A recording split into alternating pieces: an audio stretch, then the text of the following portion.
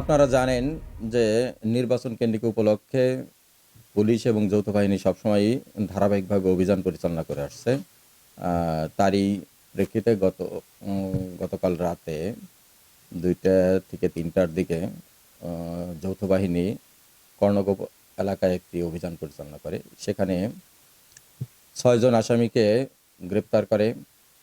তার মধ্যে একটি পিস্তল রয়েছে, ৫ রাউন্ড গুলি রয়েছে, একটি কাটা রাইফেল রয়েছে, তার সাথে ২টি গুলি রয়েছে।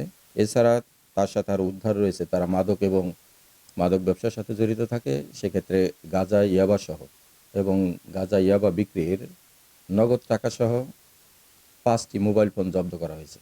জব্দ করে তাদের বিরুদ্ধে বর্তমানে আইনগত প্রক্রিয়াধীন ব্যবস্থা গ্রহণ করা হইতেছে। তাদের বিরুদ্ধে অস্ত্র আইনে ২টি মামলা হবে এবং মাদক আইনে একটি মামলা রুজুর প্রক্রিয়াধীন চলছে। ধন্যবাদ আপনাদের। তাদের বিরুদ্ধে আগে কোনো মামলা আছে কি? এটা যাচাই বাছাই চলতেছে। আমরা দেখে আপনাদেরকে আবার পরবর্তীতে জানাতে পারবো।